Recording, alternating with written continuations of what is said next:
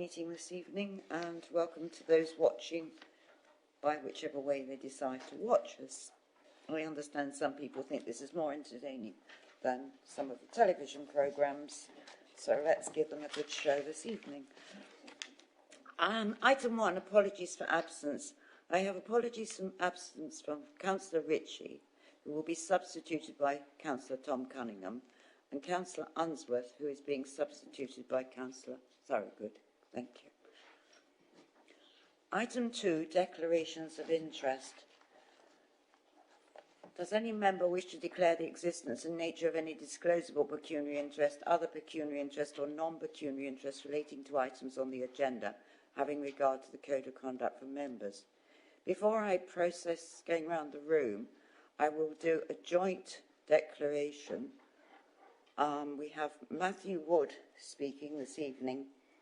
He is an ex-member of staff, and I think the majority of us know him. That's on 5D. Also on 5D, County Councillor Lynette Bowers-Flint is speaking, and I think she is also known to most of us. And on item 5C, the applicant is related to a fellow councillor, so I would declare a joint declaration on behalf of us all on that one. Does anyone wish to add any additional declarations? Councillor Cunningham.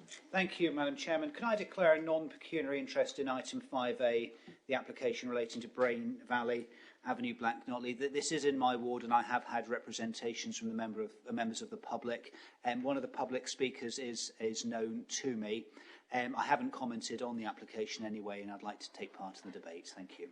Thank you very much. Does any Councillor Mrs. Spray? Thank you, Chairman. I'll declare a non-pecuniary interest in item 5C, the Colne Endgame item.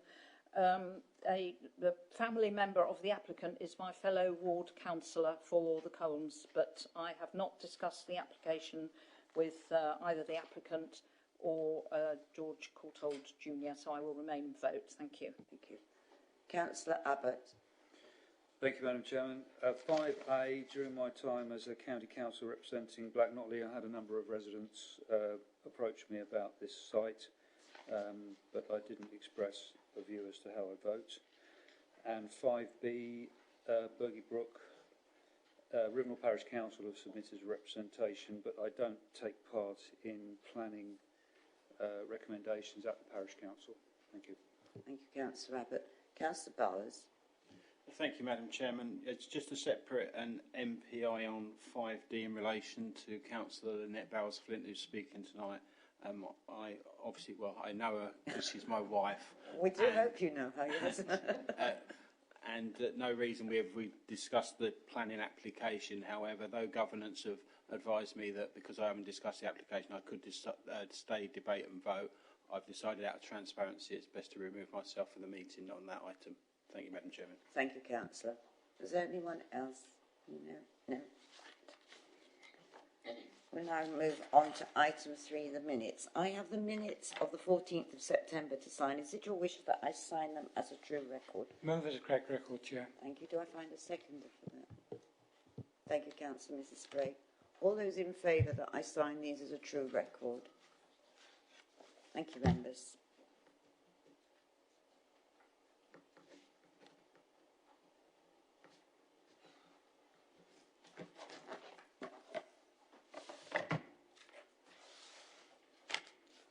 Item 4, public question time. We have no general questions. The members of the public will be speaking prior to each application which they are interested in.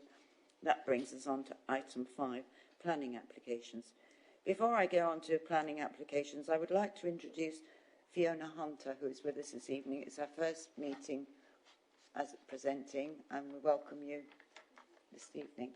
So I don't know if anyone's met Fiona yet, but here she is. So we now move on to the planning applications. We have one item in Part B. This application is application 21-00384HH, 1 Scarlett's Close, Witham. This application is coming to us because the applicant is a member of staff. And obviously, in those circumstances, we have to have these applications. But this one meets with all planning policy Is it your wish that we unblock this? You're moving it, Councillor. I can find a second that we unblock. Thank you, Councillor Johnson. All those in favour that we grant this application? Thank you very much indeed, members. Thank you. That application has been granted. We'll now come on to the applications in Part A. And the first application in Part A is application 20-02127 Outland of Brain Valley Avenue, Black Notley. And we have speakers on this application.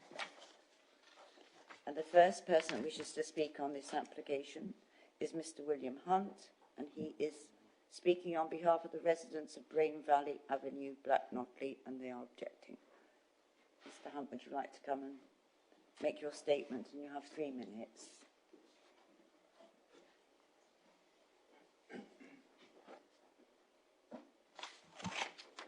Thank you. I'm speaking on behalf of the residents of the village of Black Notley and specifically the residents of Brain Valley Avenue. Our community strongly objects to this proposal. The proposal conflicts with the development plan and has been subject to a previous refusal and should not be allowed to proceed. Therefore, residents strongly urge councillors to refuse this application based on the following reasons. It is not allocated in the new local plan, is an unsuitable location, outside of the village envelope, and it's not a natural extension of the village. The proposal is out of character and would have a detrimental impact on the appearance and rural nature of the village. The development would not be sympathetic to the valley and fails to appreciate the intrinsic value of the countryside and the function it plays. Residents value this area of countryside for its ecology and rural environment. The site provides an important established ecological network to an extensive number of species, including bats, owls, red kite, buzzard, lapwing, deer, slowworms, badgers and hedgehogs. The developments will have an irreparable impact on the river valley landscape, both visually and physically. Residents are deeply concerned with the loss of privacy and the increased overlooking. The proposed development is a significant encroachment to the boundary of the properties of Brain Valley Avenue. The proposal will cause an undeniable increase in noise and light pollution to both residents and established wildlife. The development would put additional pressure on the already limited services and amenities. This would require future occupants to travel further afield, adding to the increase in traffic and congestion through the village. The road infrastructure is already insufficient in accommodating the current demands of traffic, with the village already serving as a cut-through. The public footpaths do not provide a safe and suitable alternative for pedestrians walking from Black Notley either to the secondary and primary schools or to Cressing Station. With the village inaccessible without the reliance on a privately owned vehicle, this development is unsuitable, would impact on air quality and shows no consideration in addressing climate change. Residents are concerned that the development will increase impermeable surfaces, exacerbating the flooding often experienced at Bulford Mill Lane Ford, which has a significant impact on access to the station and renders Bulford Mill Lane impassable. A proposed subsystem is limited only to a proposed site and is insignificant in addressing the vulnerability of the wider area of the River Brain. Locating the community parkland within the flood zone is not justifiable benefit to the community if it is unusable. Thank you for your time. Thank you very much, Mr. Hunt. Thank you. The next person wishing to make a statement on this application is Councillor Mrs. Jackie Smith. She is speaking on behalf of Black Notley Parish Council. Mrs. Smith, please. Councillor Mrs. Smith.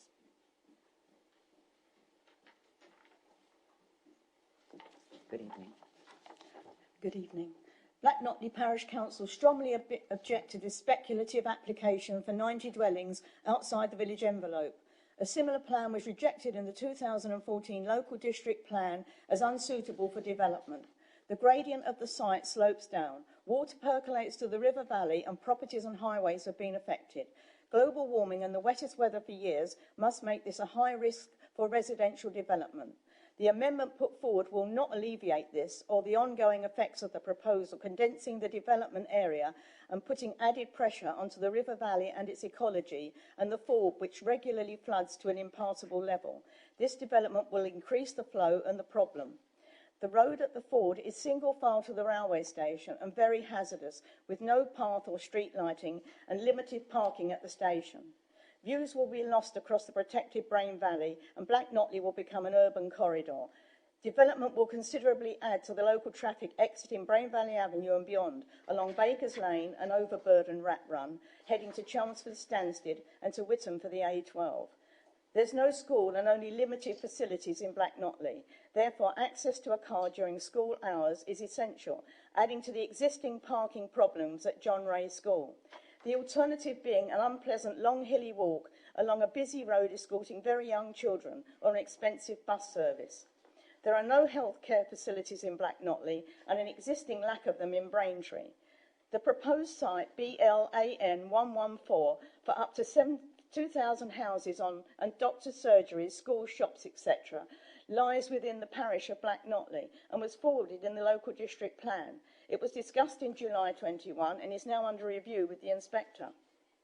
The proposal for 90 houses at Brain Valley Avenue is far too high a density for this area, and we would insist BDC revisit our previous comments that we would accept only 8 bungalows at the lower end of Brain Valley Avenue to preserve views with covenants attached ad infinitum, that the bungalows be for existing residents of 2 years, no extensions allowed, so the accommodation remains suitable for downsizers and first-time buyers.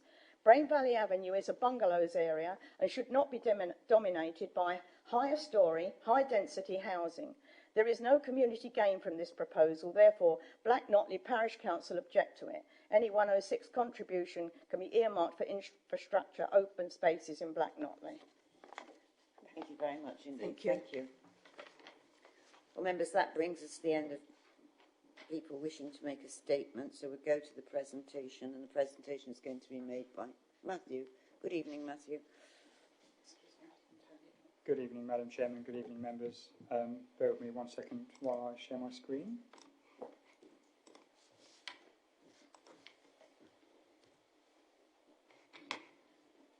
Okay.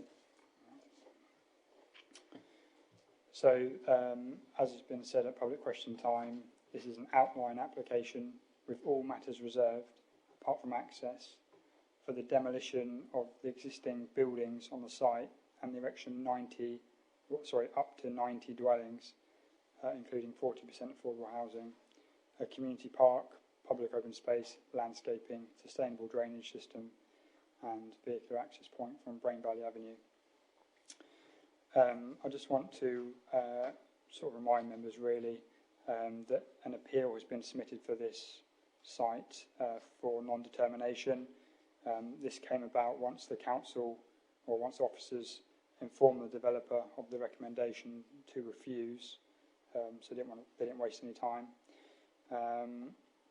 So the decision tonight is irrespective of the appeal, but it's just so to inform the inspector what the council's decision would be at the appeal, whether it is as officers recommend for refusal. And one point of clarity, Councillor Parker very kindly pointed out that the landscape reports that are referred to on page 29 of the agenda say Housted landscape documents, but actually it should be Braintree landscape documents. I can assure you that the correct documents were looked at. It's just, I think, a small error in the report. As you hopefully will have seen, the Environmental Health Officer also raised no objection, which came around as an update report. And hopefully you'll have also seen the objection letter that we received from Right Honourable Priti Patel, which reiterated many of the concerns raised by the residents. Okay, get on to the good stuff. So the red line plan denotes the site area, although not all of it is for development. So the red line totals 5.94 hectares. and you can see the river which runs up here.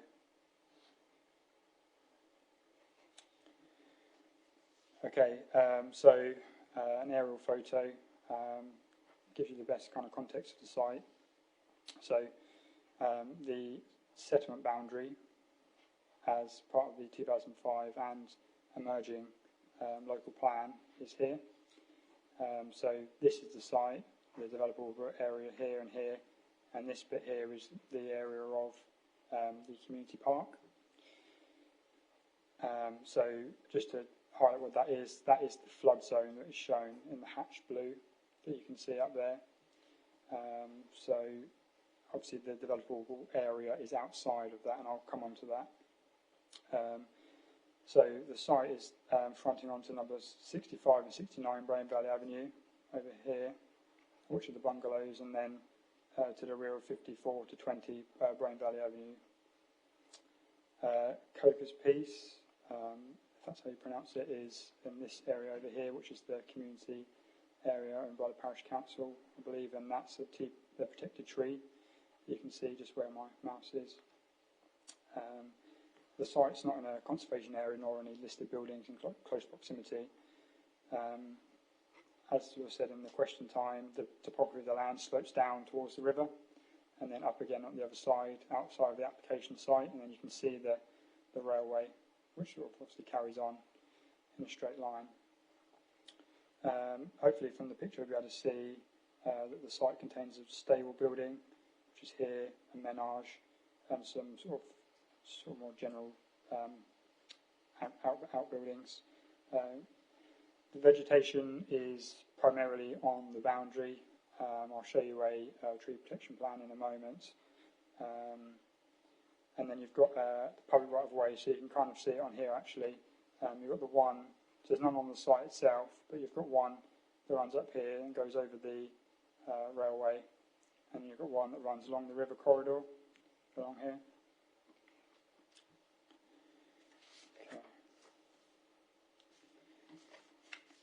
So I just wanted to show members this plan first, because this is what was originally submitted with the application. So this is before the developable area changed, which is this kind of beige colour, if you will. So that was originally 2.32 hectares, and then obviously you can see this so-called community park and sort of other areas of open space. And then what happened was the Environment Agency raised an objection because the developers' flood modelling didn't sufficiently account for climate change. So what effectively happened was that the developable area had to be reduced because the flood zone increased. So I'll flick through the two plans so it's obvious, but it's it's in this corner here where you'll see the difference. So I'll just flick back and forward again one more time. So yeah, so hopefully you can see where that's now been reduced. So the resultant developable area is now 2.06 hectares, but the quantum of development up to 90 houses still remains the same, which therefore could be a density of 43.6 dwellings per hectare. If we compare that to Black Notley Village, that density ranges from 19 to 27 dwellings a hectare, apart from the former hospital site, which is a bit further over here. I think it's over here somewhere, or here.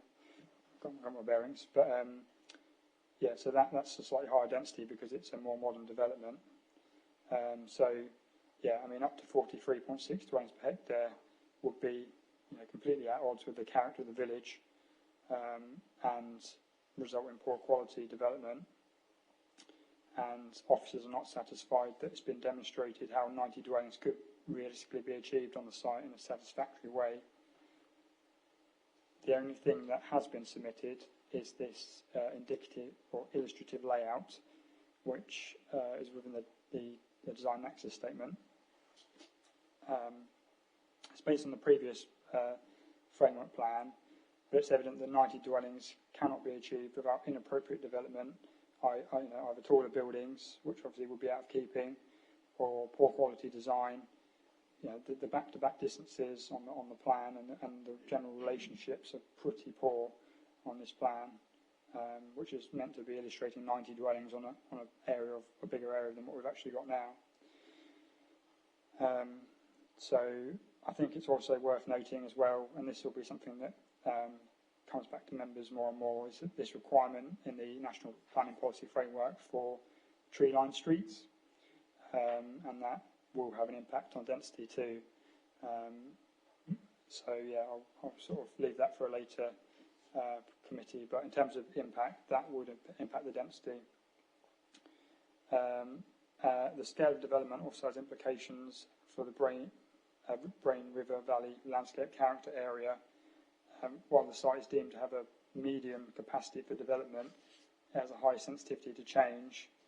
And on this one we commissioned an independent landscape report, which concluded that the scale of the development here would result in the urbanisation of the lower valley slopes, even with mitigation planting, and would have an adverse visual impact on the valley. So officers have come to the view that due to the development scale and location, it would fail to appreciate the intrinsic value of the countryside and the function it plays in this particular location. And I would also say it would not protect or enhance a valued landscape for the purposes of the NPPF. As promised, a tree plan. So, as you can see, the sort of green hatching and the blue lines denote trees or hedges that are to be, or groups of trees that are to be retained with the root protection areas in blue, and then the areas of red are a small group of trees or hedges to be removed to facilitate the development. The main removal is G20, which is a group of category C trees. These are not the best quality trees, and their removal is to facilitate vehicle access through to the other parcel. I'm told that this location was chosen over another location to not remove some of the better trees, like the category B trees or the category A tree. G12 will also be removed, which is a smaller group of category C trees, and T10, which is a category U tree, which is the bottom layer. It goes A, B, C, U. So I think it's important to note that there is some harm in the tree loss, and this has been accounted for in my planning balance in the report. But I think it's important to note that this loss could be replaced through well-designed landscaping scheme at reserve matters if planning permission were allowed at appeal. And it's been mentioned at public question time, but one of the reasons refusal relates to the lack of sustainability of Black Notley and the scale of development. So, so you can see the plan on the screen. I thought it would just highlight to members how far it actually is to walk to the primary school. The report kind of covers the sort of suitability of the route, which I've walked it. The footpath is narrow in places, there's unlit crossings. Yet it's not very attractive. It won't be attractive for people, notwithstanding obviously that it's 1.2 miles to walk, with a young child. There is a bus service, a 30-minute bus service, but it's not that frequent. And if it didn't align with, the school times, for example, then it's probably not going to be very attractive. Also, I think in terms of just picking up some of the services and facilities, they are limited in Black Notley. So things like convenience shop, with a post office, laundrette, beauty salon, village/community hall, public house, place of worship, a single nursery, play areas and a sports field. So it wouldn't have the day-to-day, don't have the services to meet the day-to-day needs of future residents, and therefore it places a reliance on travel to the higher order settlements like Braintree, to meet these needs. So I think also it's worth pointing out the access to the station, which is over here, is via Bulford Lane, single track road. There's no footpath, it's unlit. Personally, I wouldn't want to walk it or cycle it. The only realistic way you can get there is by the car. But yeah, I've sort of got an image of Bulford Lane, but I think I'll just conclude on this point by saying that officers feel that the scale of development is inappropriate for the services that are available in the village, and that's obviously one of our reasons for refusal. Okay, I've got quite a few pictures, but I'll just flick through them relatively quickly. So I'm at the end of Brain Valley Avenue, where the bungalows are behind me, looking across the site, and the railway line's just up here. This is a view turned on Brain Valley Avenue, with the bungalows just over here, with the site on my left. Another photo looking back where I first took the first photo, which was about over here looking across, so just the end of the cul-de-sac there, and the site on my right. I've walked up Brain Valley Avenue a little bit further, so looking directly across at the site, for the views outside the bungalows. Basically, as you can see, the site is open, it is undulating, it does slope down, and you can quite clearly see the other side of the valley. And that's just a picture, just pans 45 degrees to the right, just looking further down towards the sort of the main area of Brain Valley Avenue. You can also see the stable building and the menage. And that's just another picture, just showing that a bit further up the road. So that's number 54. And you can see a small outbuilding that they've got there. So that's, I believe it's the land that they own. And that's just another picture looking down the remainder of Brain Valley Avenue. So you can see there's two-storey houses this side and sort of bungalows on the other smaller cul-de-sac.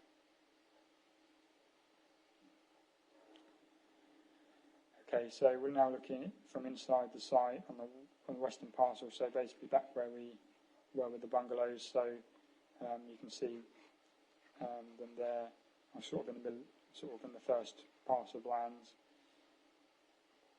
And I've just turned to see the menage, and you can see the other side of the site, as I've said. I've sort of gone a bit further around, so kind of in reverse of where I started from when I was on Brain Valley Avenue. Yeah, as I say, this is that end cul-de-sac of those bungalows. Another picture across the site, so not only does it slope down towards the river, but also it slopes down this side as well, as you can see. And again, I was just looking across the sort of middle part of the site and the trees here, which are to be retained. So the next lot of photos are from inside the so-called community park. So this is where the gap in the hedge is at the moment, looking down towards the river. And then I've sort of gone right to the other side of the community park. I'm looking back across, so that's that tree belt that I said was going to be retained. This is essentially the community park. As you can see, when I went, it was particularly boggy. And yeah, so that's the other side of the river, and the railway line's up here, and you can see the river just there. And again, another photo showing the river looking across the community park from a similar position to where I was. And then this is looking back up towards Brain Valley Avenue from the bottom of the community park, a bit further over. And then this picture is from the other end of the community park, the other gap, if you will, looking back across towards the railway line. So now looking at the western parcel, so basically we've left the area where the bungalows were, that first bit, we've looked at the community parks, now we're looking at the other bit of developable area. So you can see these are the old outbuildings I was talking about, and this shows the vegetation, of part of which will be removed around here to facilitate the site access. And then I've sort of gone right to the other side of the site of this particular parcel. You can see the backs of all the houses on Brain Valley Avenue. And that's just a photo on this particular parcel looking back across the valley. And another photo just showing the edge of the boundary of Crocus Peace. And actually I believe that's the protected tree. And just another photo from the very bottom of the site.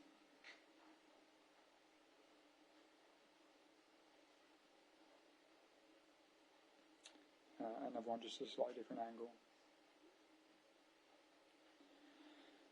So yeah, just a couple more photos from other areas. So this one is from Bulford Lane, so that's where the ford is behind me, and then this is the way the river actually crosses the road and obviously makes the route impassable at times. So I just thought I'd show you that.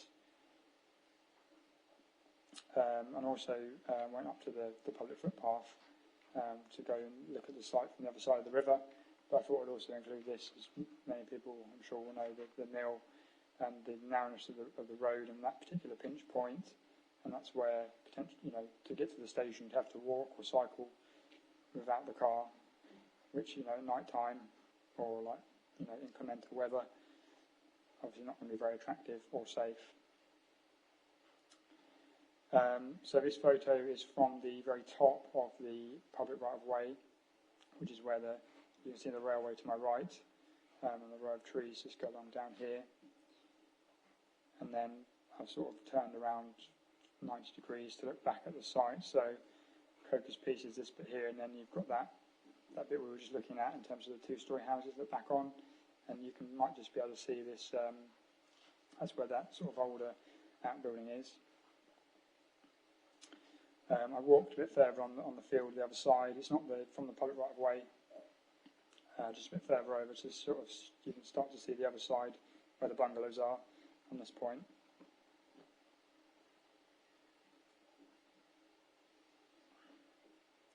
And just the last couple of photos.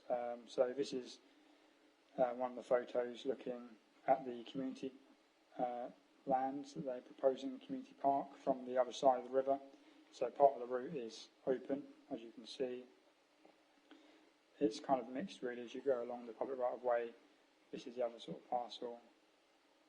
And then some of it is a bit more densely developed, so you can't really see through from this lower point. Obviously from the other side of the valley you could or you would see. Okay, so just to sort of bring it all together then, so the site's outside of the defined settlement limits, as I said, so it's located in the countryside. It'd be contrary to the adopted and emerging local plan. It's an other/third-tier village, which has poor access to services and facilities required for day-to-day living. And as I said, some public transport options exist, but walking routes are unattractive/not safe to Braintree for the school and other services and Cressing railway station. So it's a highly sensitive edge of settlement location. As you've seen, hopefully from the pictures, the development of this scale would fail to appreciate the intrinsic value of the countryside and the function it plays in this particular location, and in officer's view would result in a detrimental impact on the character and appearance and the amenity of the countryside. And I think that point about the density is also relevant.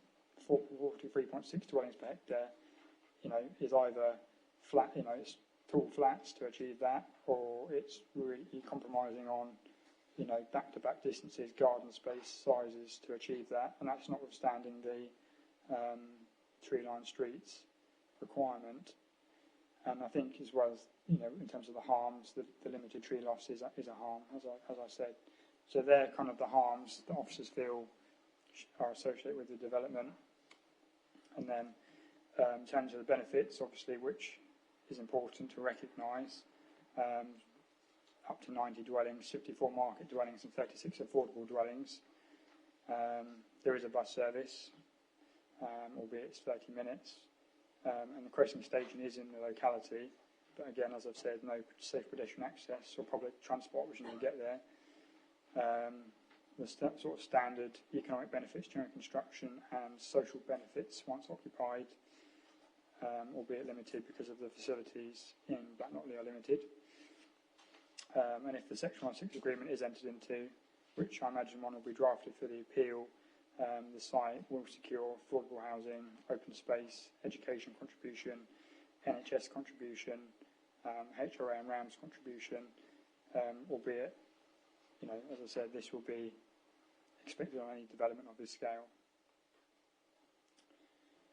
So the council have got 5-year land supply, which means that there's an untilted balance.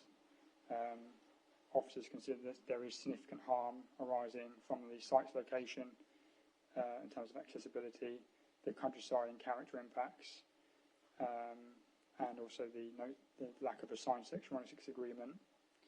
And the public benefits are more limited, and as I said, nothing that would be unexpected on a similar development.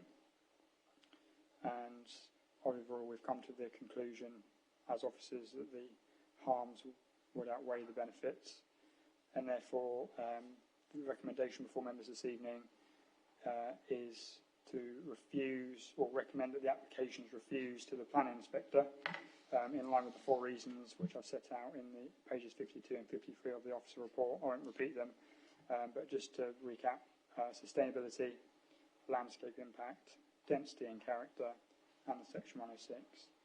And you will please know that's the end of the presentation. Thank you, members. Thank you, Madam Chair. Thank you very much indeed, Matthew, for a very detailed presentation. You must have taken ages taking all those photographs as well. Councillor Cunningham. Madam Chairman, thank you very much, and thank you to Matthew for that very detailed presentation. I'm not sure I can add really much to that or to what was actually said very clearly and very precisely during the public question time. I know this site well. It is totally unsuitable for a development of this scale. First of all, from planning point of view, it is not in the emerging local plan as a site identified. It's not within the village envelope. Density, as mentioned, is disproportionate to other developments in Black Notley, and Brain Valley is a busy part of the Black Notley settlement, the Black Notley community.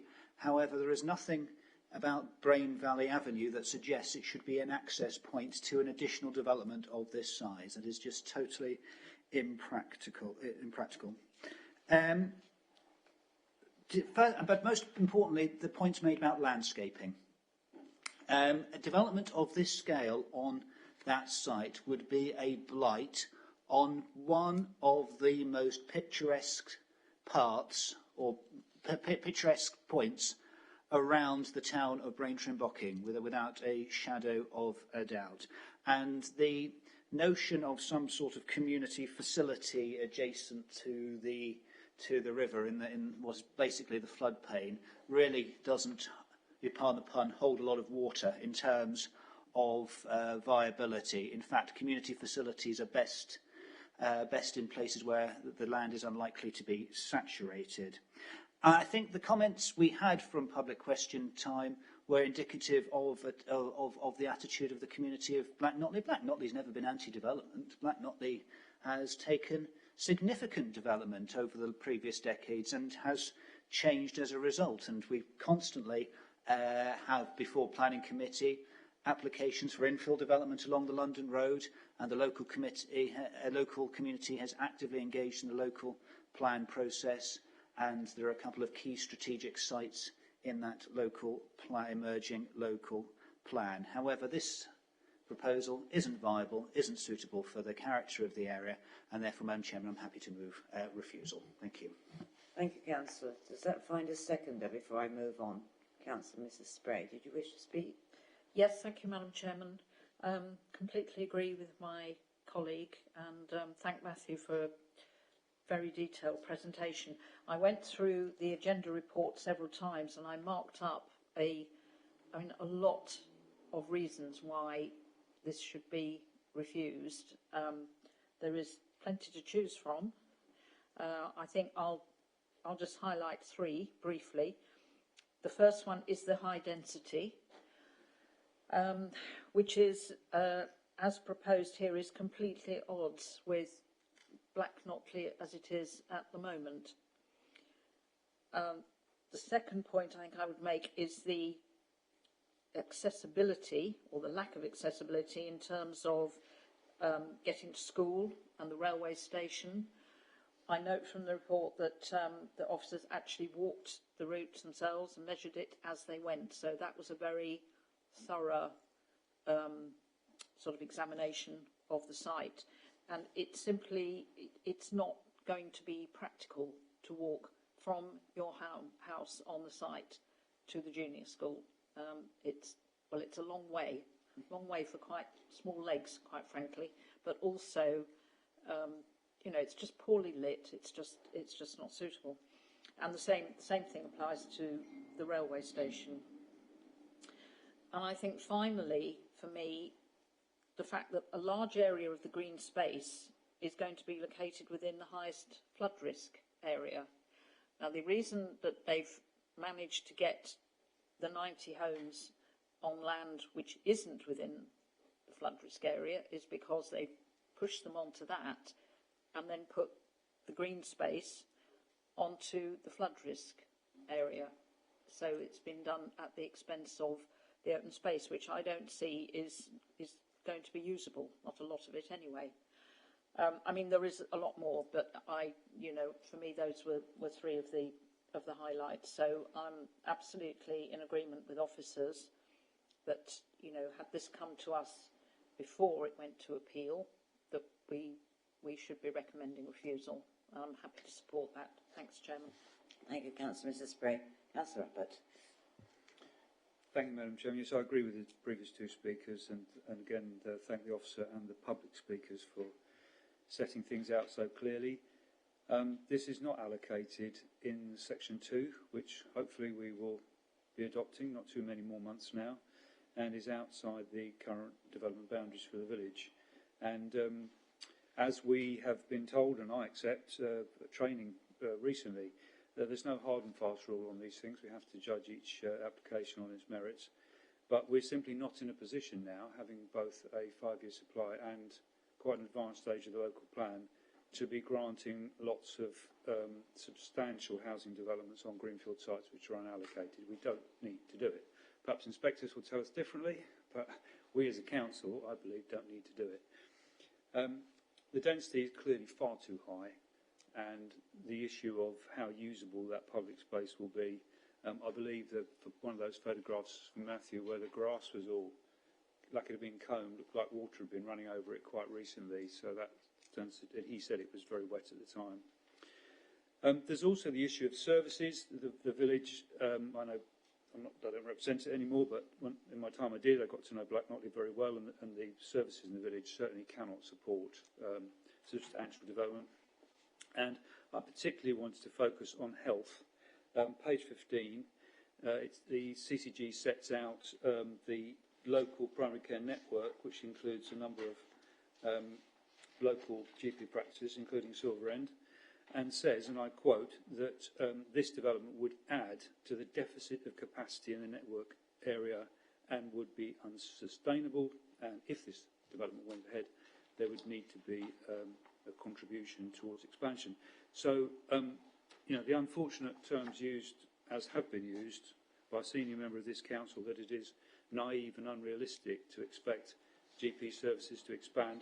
The NHS themselves say GP services are going to have to be improved to cope with a growing population, and sites such as this are unsustainable in the sense that they're adding capacity unless that mitigation is made. I also wanted to raise, Matthew touched on this, the issue, and the border here between Black Notley and Cressing is very close. It's obviously the river, and just over the other side, as he said, we've got Bulford Mill. And there, those of us who are representing the area, the two district councillors and the county councillor, are being lobbied very hard by local residents down there about the acute pinch point at Bulford Mill, and the increasing amount of traffic there is from development in the area, and the conflict, whether there are collisions or vehicles hitting the mill itself or other buildings, and how that can be mitigated through perhaps a highways panel scheme. So to add even more traffic down there would clearly be unsustainable. And that brings me on to my final point, which I very strongly agree with previous speakers about the value of this landscape. This is a very valuable local landscape. We have suffered significant environmental damage in the south of the district from development. Sites like this we really need to protect. It's a magnificent landscape. The river valley is actually quite steep-sided, and this would be visible, particularly from the higher areas on the Cressing side. And what hasn't been mentioned yet is there is obviously it has to be judged on its merits, but there is an application in for a substantial development on the other side of the valley, on the Cressing side. So this area as a whole is under enormous development pressure. And just finally, this site would come right up to Coker's Piece, which is the local small little park that the parish council and residents have developed over the years.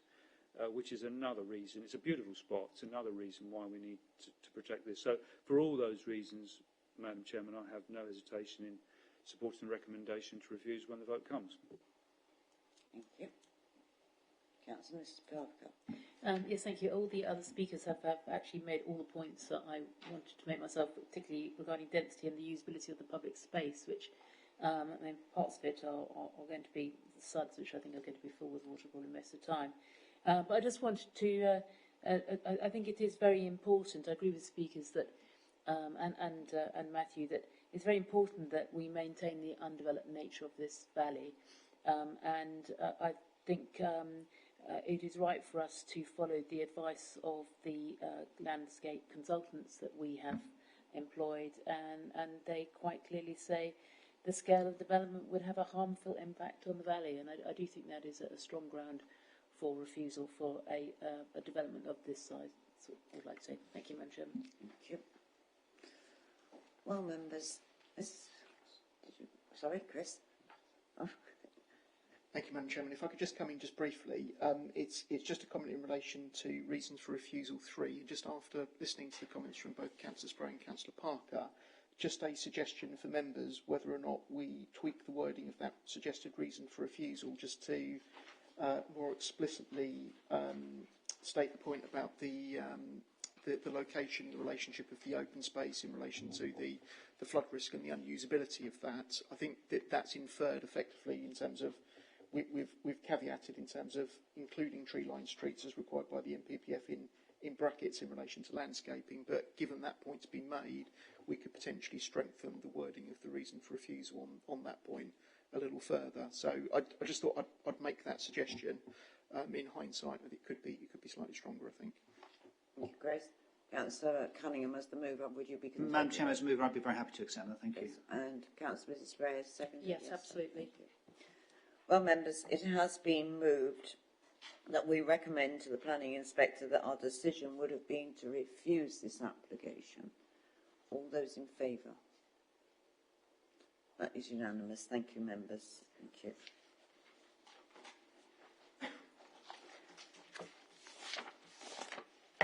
That now brings us on to application 5B, application 210031 out, land at Brook Farm, London Road, Rivenhall, End Rivenhall. This application has no speakers, so we'll go straight to the presentation, which is going to be made by Amy. Good evening, Amy, and thank you.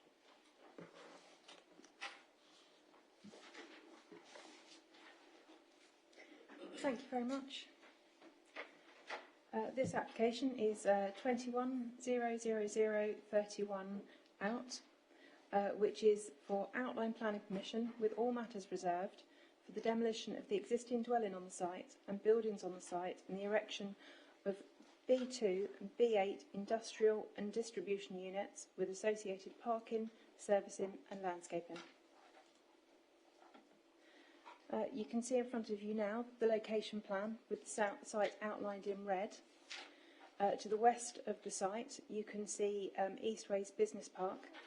And to the north, you can see the railway line, and to the south is the A12. If I show you the next slide, we can see the aerial view, and the site is within the centre of the screen there, and you can see how it's sandwiched in between the railway line and the A12, with then Eastways Business Park to the south. The site is currently made up predominantly of flat agricultural land.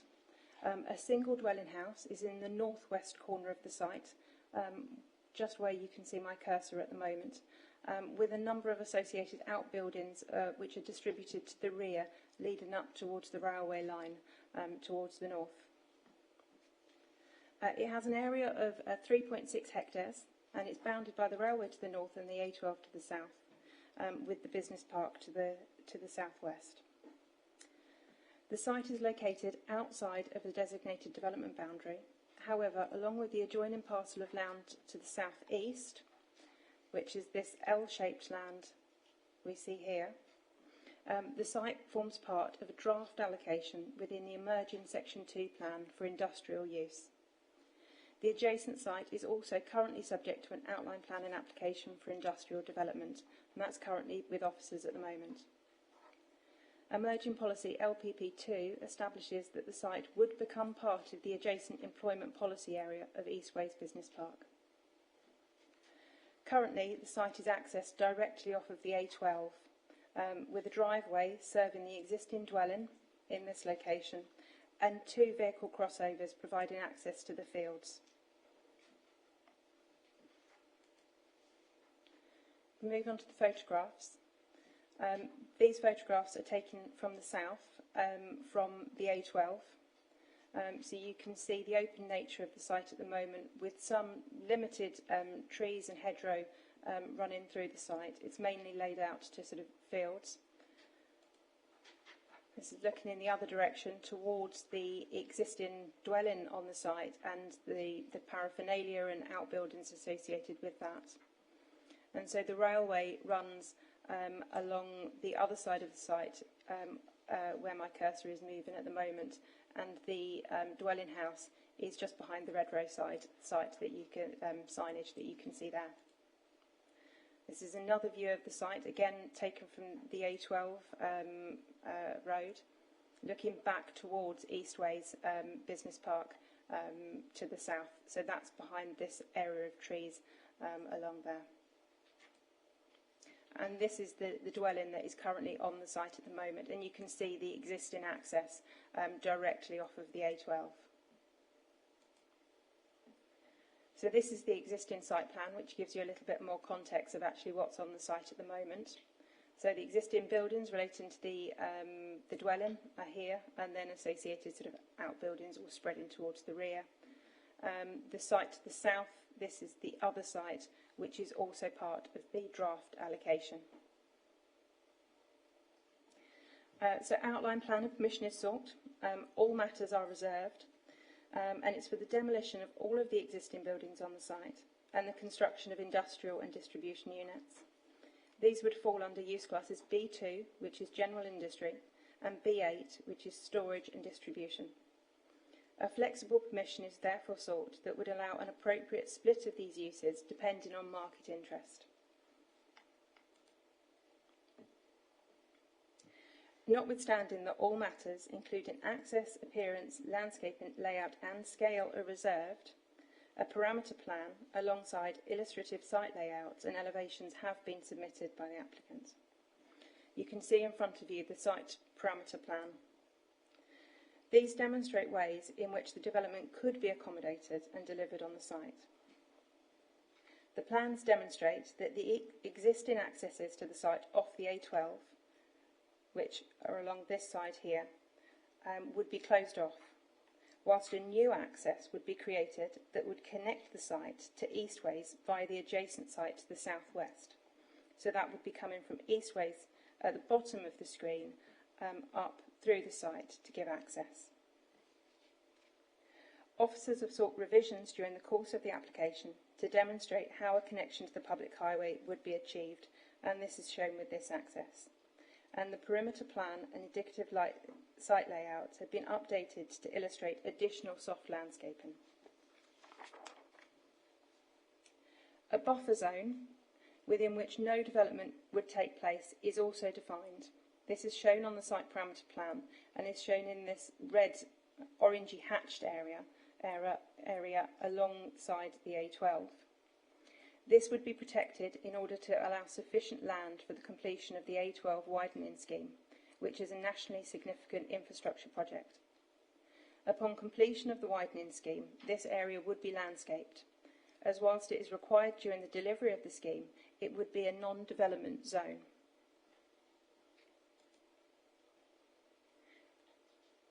The illustrative layouts submitted are not untypical for an industrial use of the nature proposed, with large units set out within a mostly hard landscape setting to accommodate staff and visitor parking, as well as facilities for heavy goods vehicles such as loading bays and turning circles.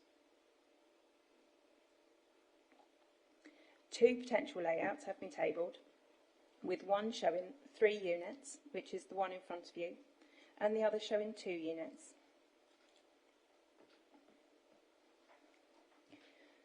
Such a layout is typical of industrial units and sites of this nature, very much responding to the needs of the use. Furthermore, it would be consistent with the character and nature of the wider Eastways site, to which it would eventually form part.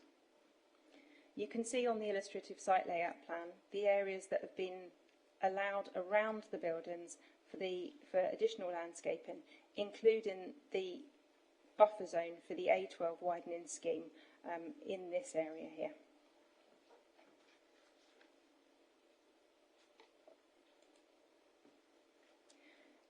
On this slide you can just see a section across the site, so you can see that it's mostly flat with the large typical industrial units laid out.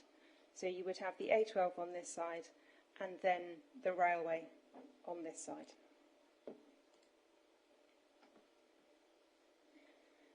Illustrative views have also been provided by the applicant, and you can see one of them on your screen in front of you. Whilst the elevational material submitted does not necessarily meet officers' design expectations, these details would not be approved under this outline planning application. Subsequently, notwithstanding the illustrative material, it is considered that the matters of scale and appearance could be positively resolved following further discussions at the reserved matters stage. There would be an expectation to achieve a high-quality design response to the site to meet the needs of occupiers and also to provide an attractive and inspiring place to work.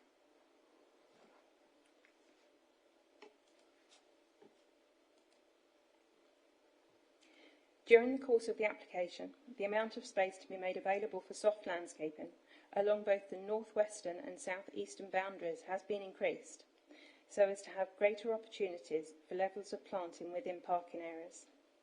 Furthermore, there are opportunities available for sufficient buffer screening, and officers consider that a robust landscape setting for the development could be achieved. In particular, the area of land reserved for the A12 widening scheme would allow significant and meaningful landscaping. To the northeast boundary, adequate space would also be provided to improve existing planting, to soften the impact of the large industrial units with high forest trees.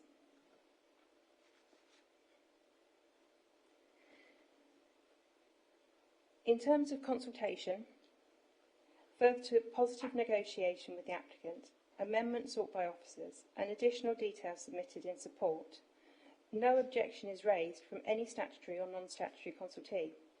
Both Rivenhall Parish Council and Witham Town Council have commented, raising no objections subject to appropriate screening and landscaping provision. With regard to public consultation, only 2 letters of representation have been received, raising no objection to the principle of development, noting that it will support much needed employment in the area.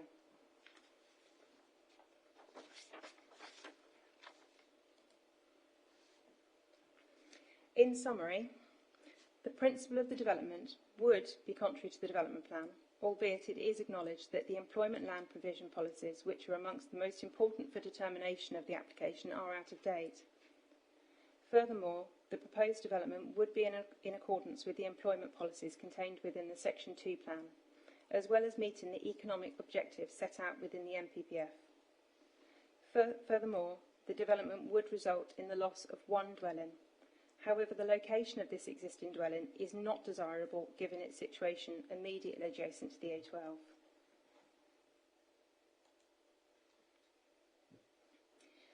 In terms of the public benefits, the application site benefits from a draft allocation within the emerging Section 2 plan as an extension to Eastways Business Park, which is an existing employment policy area that is to be carried forward in the emerging policy context.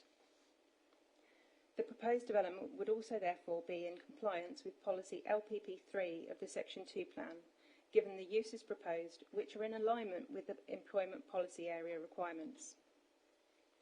There would be a significant economic and social benefit through the redevelopment of the site to create new jobs within the district and providing a stimulus in expenditure within the local economy through both the construction and occupation phases of the development. The sustainable location of the site would allow for the promotion of active and sustainable modes of transport. An additional environmental benefit would also materialise from the applicant's commitment to deliver 15% of the car parking spaces with EV charging infrastructure.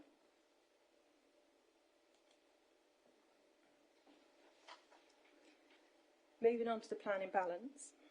When considering the planning balance, it is concluded that the benefits of the proposal would significantly and demonstrably outweigh the harms when assessed against the policies and the framework taken as a whole.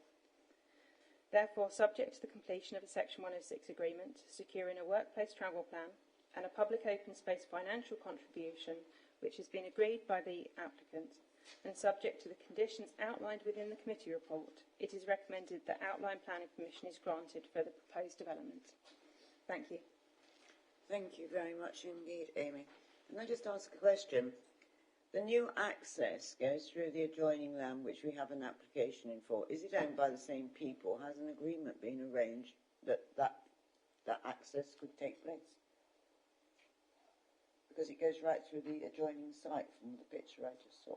It does go right through the adjoining site, and they would both have to come forward together in some form to allow the development of this. The red line of this application has been amended to include that land to gain access. I'm afraid I don't know if it is within the same ownership, but that doesn't preclude that it can't come forward as it is shown. It is in outline, and they have demonstrated that it can come forward. Okay, thank you. Councillor Abbott. Thank you, Madam Chairman. This area to the northeast of Whittam has come under intense development pressure, and the community of Rivenhall, as you can imagine, and indeed Braxted, is very concerned about what the future holds. We have substantial pressure for major new housing. We have this extension of industrial land. We have on the other side of the A12 a major quarry, which has got further applications in, which go to Essex County Council, not to this authority. And we have the redevelopment of the A12. So there's a lot of nervousness and concern about how things are going to pan out. That said, the community has accepted, because it's been through the correct process, that this land will be allocated in Section 2 within the Whittam employment area. But clearly, as the gap narrows between Rivenhall End and Rivenhall and Whittam, the nervousness grows. And I would flag up, again, with this council and officers, that Rivenhall does seem to have some sort of special status that the gap just is expendable. And yet the council goes out of its way to protect the gap to other communities such as Rain. I just flagged that up again. However, that said, on this particular site, it's accepted that this is going to be allocated. And so, therefore, there hasn't been an objection from the parish council, not that I would have been taken part in that process anyway. The height of the buildings is a concern, but as the officer said, they're fairly standard for this type of development. However, what I would say is this is not seen in the wider landscape as simply part of Eastways. It sticks out into the countryside. Anyone who knows the area knows it does that. So I think that we do have to pay special attention to the landscaping, and I'll come on to that. I think that's really important. It will be visible, actually, from higher ground. To the south and east, you have the Braxton Ridge, and if you know that area looking back towards Witham, all these industrial areas are very visible from that area, so the landscaping is going to be particularly important. In terms of access, I agree with Madam Chairman about that. When this first came up, we were wondering how's that going to work. Is there space even to get off from the existing Eastway site into the land? We knew there were two parcels coming forward. Officers assure us it has been covered, but that was something that was taxing our minds. But what I wanted to say also about access is, although the County Council and Highways England don't say there's going to be a severe impact, we know locally that the current congestion on the Eastways junction with the Colchester Road, so that's as you come out of Eastways and you join the old Roman road that then goes through Witham, that is already quite severe, and you can wait there for 10-15 minutes sometimes to get out of there. So this will only add to that, but we come up against that with this stumbling block of it has to be severe. So it's like a death by 1,000 cuts. You know, the congestion gets worse and worse and worse through each iterative change, without necessarily ever tipping over the point where an authority would say it's severe. One thing I would like to ask the officers, though, is it's said that this is accessible by other modes. It is, but why would we not want direct access to the cycleway that runs right past the site alongside the A12? Now, we know through discussions with Highways England, they've changed their name now, aren't they? They're called, I think, National Highways or something like that. That cycleway is going to be enhanced when the A12 is redeveloped. So would it not be possible to have a direct cycle link straight off there into the site? I mean, it's a matter of a few yards. Instead of expecting people from Kelvedon and Rivenhall who might well want to work here, they've got to cycle all the way down the A12 and then double back on themselves up Eastways. It would seem a very logical thing to me for there to be a discussion with Highways England or whatever they call themselves now, to have that direct access off that cycleway, which wouldn't be a vehicular access, and obviously you could make provision to make sure that didn't happen. In terms of the sort of green credentials of the development, the council's saying a lot about Horizon 120 and how green that is. Well, I don't see why we can't be saying that about all these other employment sites. So, for example, what about solar PV on the roof spaces? As I say, enhancing the cycling access.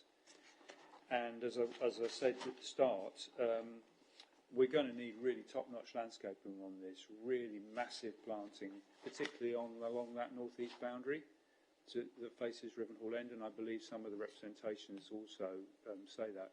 When the current north-eastern boundary for Eastways was agreed, we actually pressed very hard and did secure that bund that's there. Now, on this occasion, we wouldn't want that to happen because that would mean the destruction of the trees that are already next to the house there, which is going to be removed. But I would emphasise on the need for that. And that also brings me on to the discussion in the report about the existing trees. We saw the parameter plan and the trees there. Those are very old hedges on that site. They're included in very old maps of Witham and Rivenhall parishes.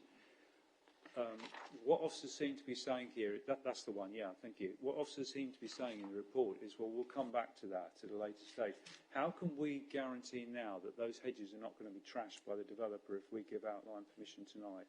Can the officer come back and say, can we put something in those conditions that's not going to happen? And then finally, Madam Chairman, my last question is, why once again is there no Section 106 contribution towards Rivenhall? Every single development on Eastways has been within Rivenhall Parish. As I say, this one, not so, because the land's going to be transferred. But Rivenhall has never got any Section 106 money from any of the developments in Eastways, even though they've been within the parish historically. The money always goes to Witham. Thank you very much. Thank you, Councillor Abbott. Would you like to respond if I move on to the next speaker, please? I'll try to cover all of your points there. If I do forget anything, then please do let me know. I'll start, as I have the parameter plan up in front of me. There is some planting on the site, and that's illustrated on this plan. They've shown that the areas of blue would be trees and planting which would need to be removed to facilitate the development. and the green blobs would be existing trees, which would be anticipated to be retained. Those ones in blue, many of those have been identified as needing to be removed and being of a very low quality. And obviously the ones which fall within the main developable area of the site would potentially need to be removed to actually facilitate building the development. The details of landscaping, planting and tree protection would be a reserved matter.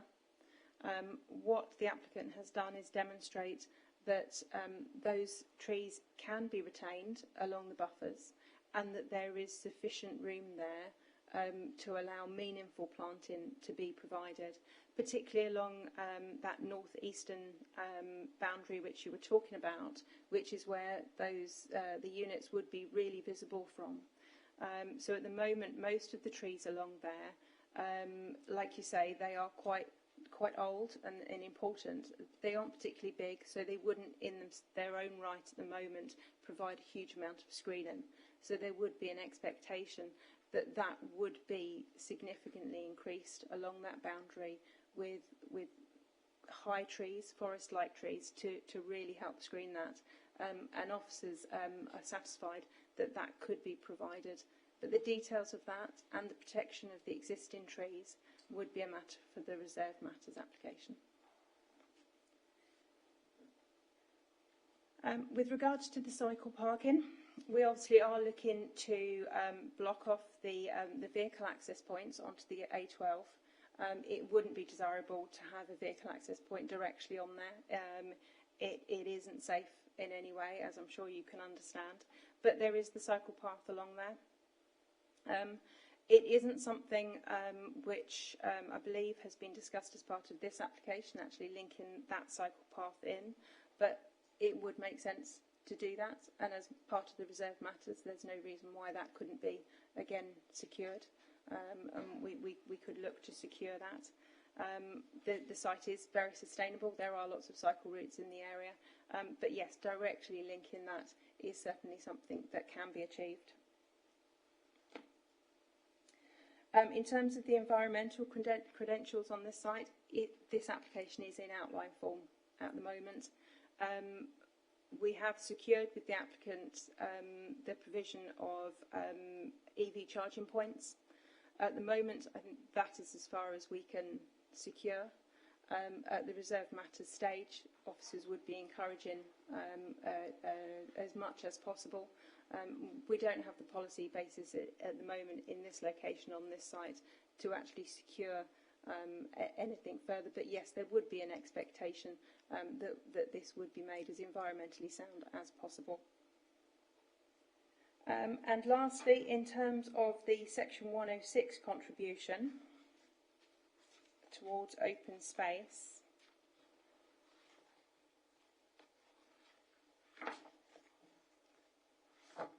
so that would be towards Witham. My understanding is that is because the impact of the development, because it would fall within then the Witham town boundary, is that the impact of the development would be felt on the open spaces, would be felt within that Witham development boundary area. And so therefore we can only secure it in a limited aspect for certain areas. So we can't secure it towards sort of playgrounds or allotments, but it would be towards other open spaces and outdoor sports, which would be directly linked to this development because of the access through Eastways and from Witham. That's how we would be able to secure that. Sounds like it come back. Thank you, Madam Chair. Well, I'm not happy about the last bit, and I would reiterate that even when the Eastways land was entirely within Rivenhall got no Section 106 contributions. But the other answers from the officer I'm reasonably encouraged by. I still remain concerned about whether the developers will go on site and take the hedges out. But as they've got that in that parameter plan, presumably that's part of the permission if we give it tonight. So if they did that, they'd be going against their own parameter plan. Chris, would you not looking towards? I'm happy. Amy, do you want to come back on that? But no, I was going to come back on a separate point. So. Oh, you come back first on the plan. Sorry. So the parameter plan is in part only illustrative, but we do have the conditions on there which require landscaping to be approved, and it would protect the area adjacent to the A12. That it wouldn't necessarily protect anyone taking out of those trees at any point anyway, but there would be that expectation that those would be protected and reinforced. So it is a parameter plan, but as you'll see from the condition, which is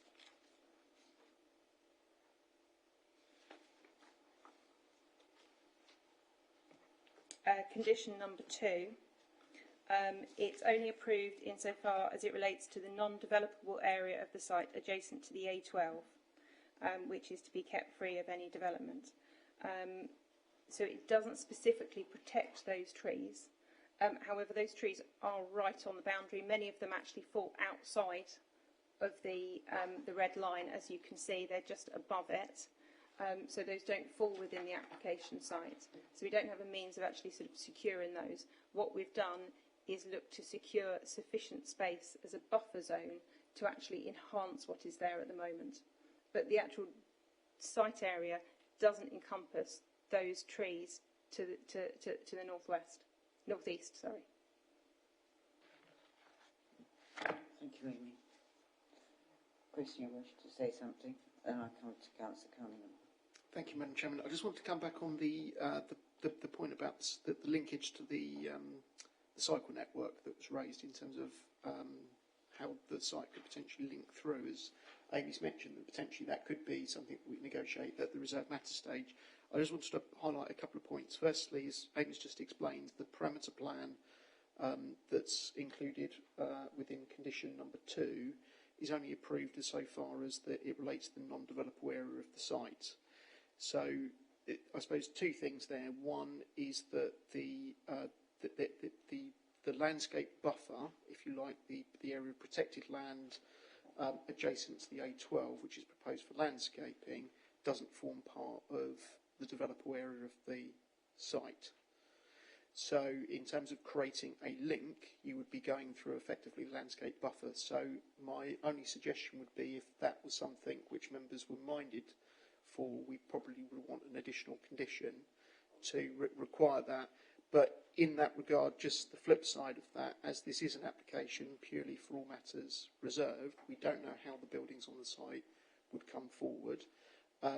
It also would mean potentially the landscape buffer along that stretch is potentially compromised as well, because you would have to provide a link through. So there is that potential benefit in terms of the linkage, but also potentially disbenefit that future landscaping may, you wouldn't get the full extent of it along the boundary. And then the other point to raise is just in terms of timescales. Obviously, we don't know when this site would come forward in relation to works in connection with the A12. So in terms of the site and the layout, the two things may not come together as envisaged. So it was just to, I suppose, add a word of caution in that respect, but also I think if members are minded on that point, we would probably need an additional condition to overcome this point to actually achieve the linkage, because otherwise, while we could try to negotiate it at reserve matters, we may be stuck with the point around the parameter plan. So I just wanted to just highlight that point, but there is that benefit, disbenefit in terms of creating a linkage, because it would compromise the what was envisaged in terms of trying to provide that strong screen of landscaping along that boundary. Councillor Abbott. I'll be prepared. Yeah. Well, I was going to finish off by saying I'll be prepared to move it, Madam Chairman, on that basis. And I think honestly that the compromise, the extent of the compromise would be very minimal, because it's a cycle access, not a road. And obviously I totally agree with officers about shutting off the existing access, the existing road access, which is highly dangerous. I wouldn't want to live there and try and get on and off the A12. So I'd be prepared to move it on that basis, that we add a condition to explore a direct cycle access off the A12 cycleway. Does that find a second? It does, Councillor Cunningham. And did you wish to speak? You've been up and down with your hands, sorry. Thank you, Madam Chairman. I think this is a very interesting application coming through at a critical time. We quite rightly speak with enthusiasm about the opportunities to unlock new employment sites, and we've, as a council, we've taken some meaningful interventions in that department. But this adds viability, capacity to an existing employment site in the Witham area and provides additional employment opportunities to the Witham area. And those opportunities are felt not only by the town of Witham, by the parish of Rivenhall, by the parishes of Turling and Fairsted, by the parishes of White Notley, Fulburn, even Wickham Bishops, Hatfield, Peveril. It's a benefit to the wider community, and I think we have to view that through that particular prism.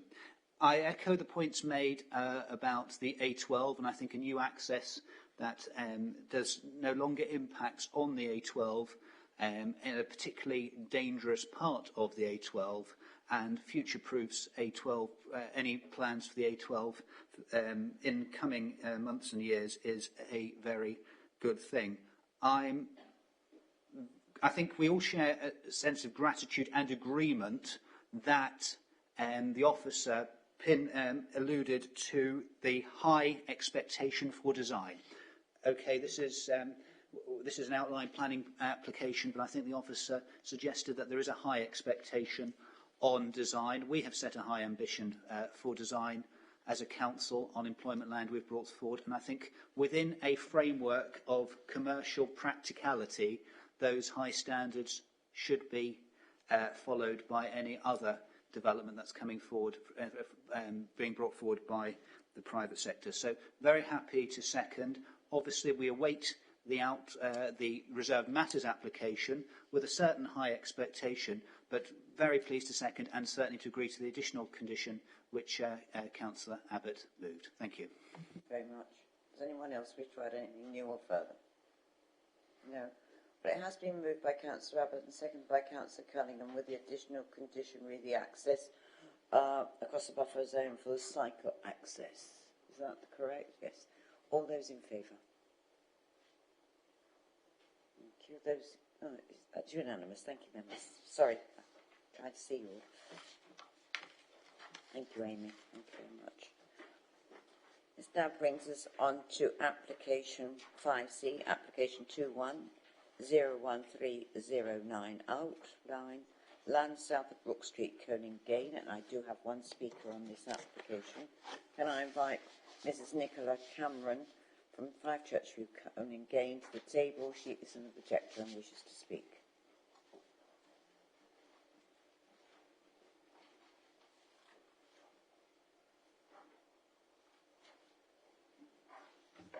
Good evening. Good evening. Thank you very much for allowing me this opportunity.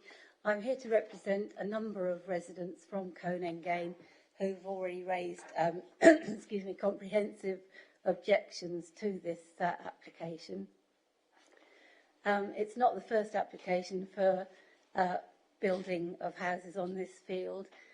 Briefly, the history of the applications is that in early 2019, Braintree District Council refused permission for 7 luxury homes on this site.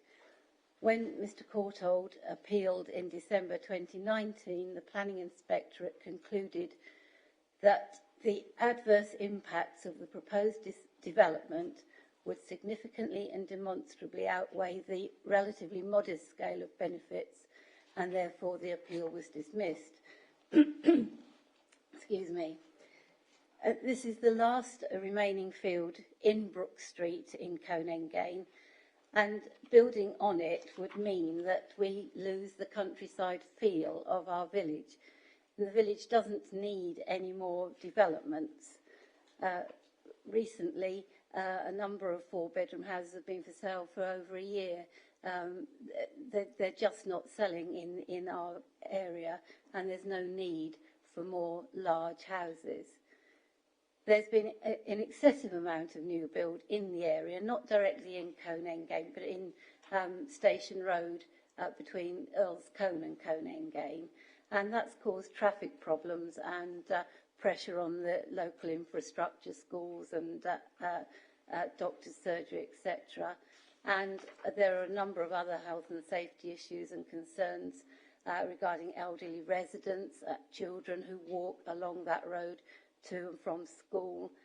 There is also a lack of parking within the proposed development, which would mean that Brook Street would be used as an overflow parking for the houses in that development, which would increase the risk of accidents and also affect emergency vehicles accessing the road, which is only a single carriageway road, refuse lorries, and there's also a double-decker bus that takes students to the Ramsey School along that road every day. There are concerns also over flooding on that site. The brook runs down at the lower end of the site, and there's also the adverse effects of wildlife within the field and noise pollution from the development.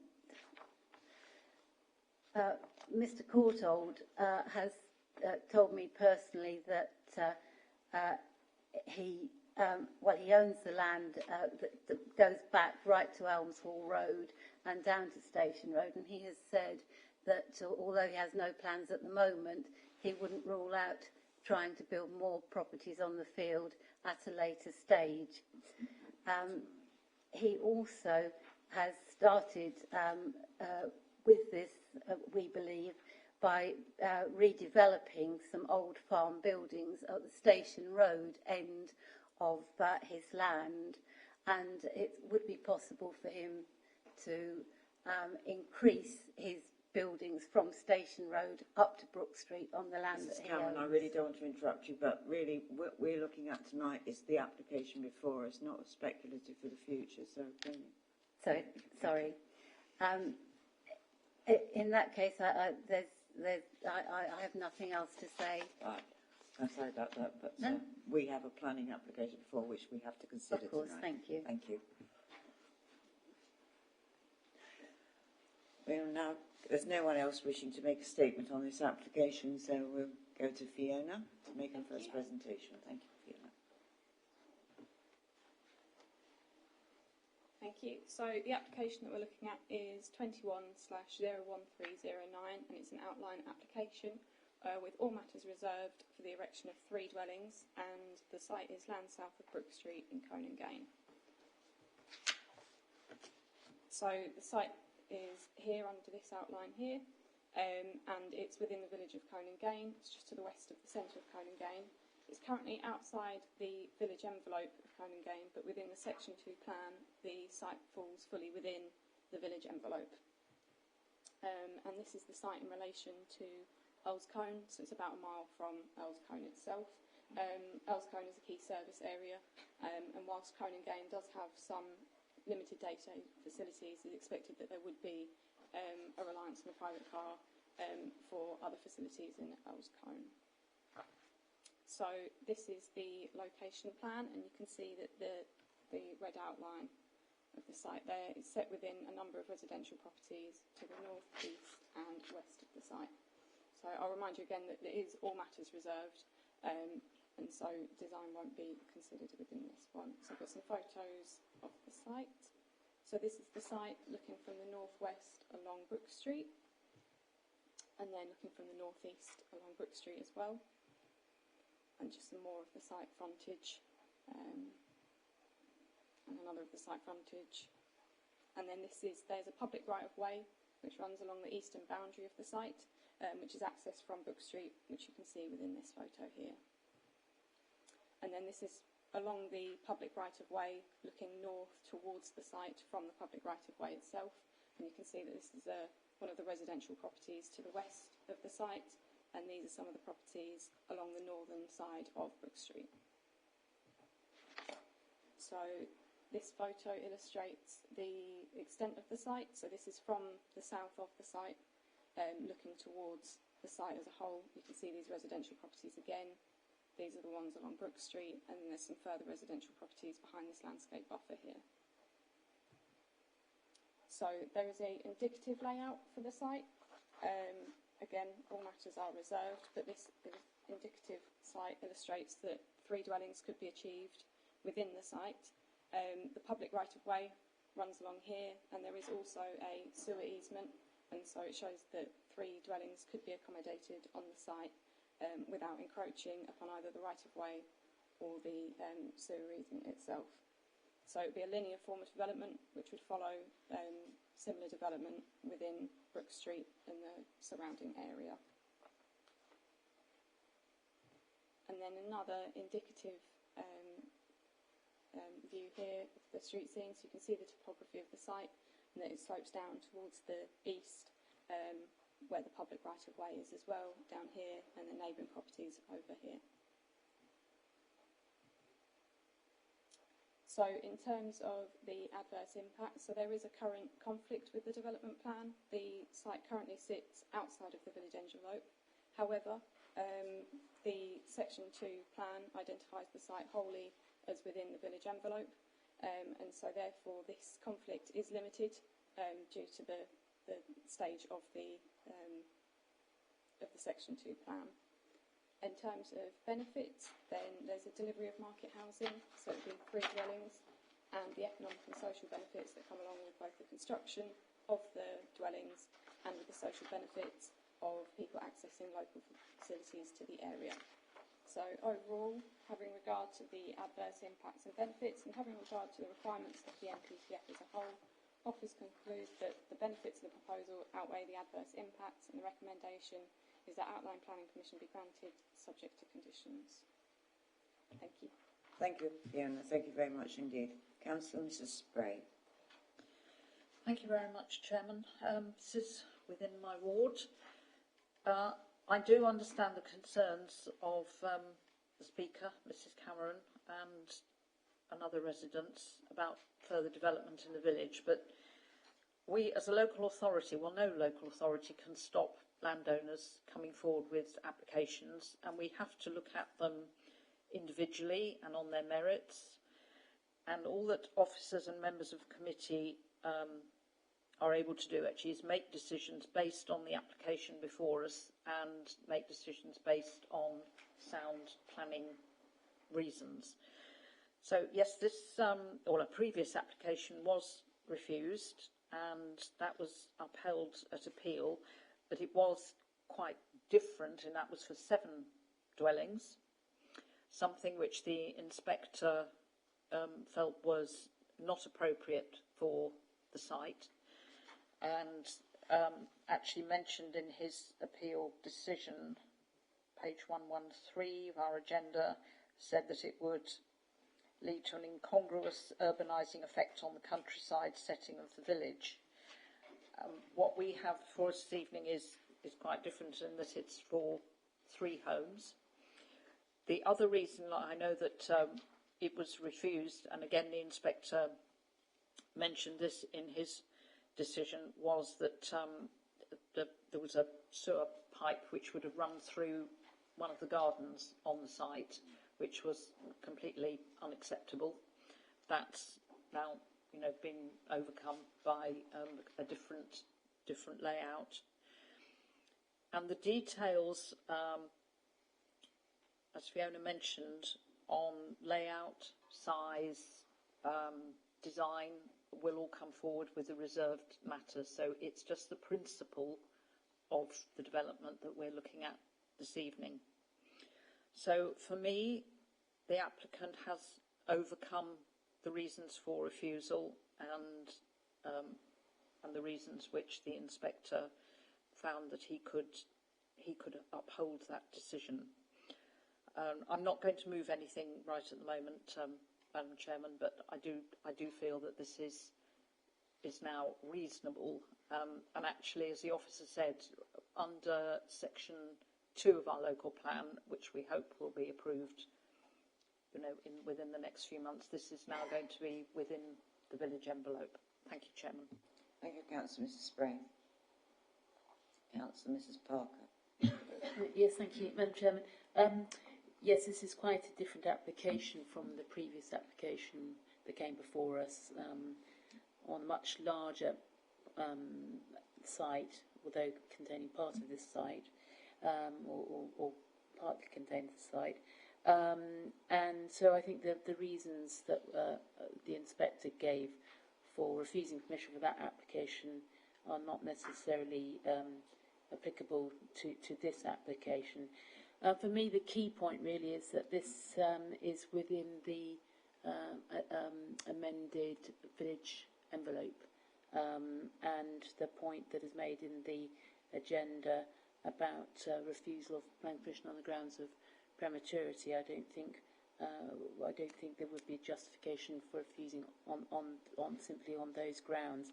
I think the site itself really only now lends itself to a linear form of development, which I think is very in keeping with the rest of the village. I do appreciate the concerns of the loss of green space within the centre of a village, but it is obviously an infill site, and so I think it is appropriate to grant permission for this application, and I'm happy to move the granting permission. Thank you, Councillor. Mr. Parker. Find a seconder before I move on. Councillor Mann, you have also indicated you wish to speak, so thank you. Thank you, Madam Chairman. I can understand why the inspector came to the decision he did on the application for 7, but we haven't got that before us this evening, as has been already said. This is a much reduced application for sort of 3 dwellings. I think it's significant that the site is allocated in section 2 of the emerging local plan, and the indications that we've got, the evidence that is supplied to us tonight, would, I think, seem to suggest that the 3 will follow the existing pattern of a development linear, as I think the previous speaker mentioned, and therefore would not seem to be out of character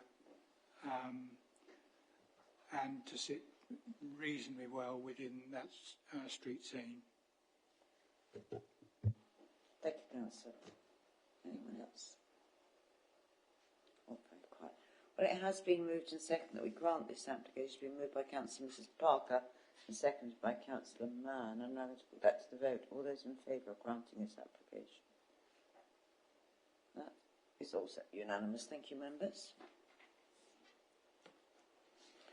We now come to the final application this evening. This is application 5D 2102034 Outland, south of Bovington Road, Braintree, and I do have 2 speakers on this application. The first person who wishes to speak this evening is Councillor Mrs. Lynette Bowers-Flint. This is part of her Essex County Council division.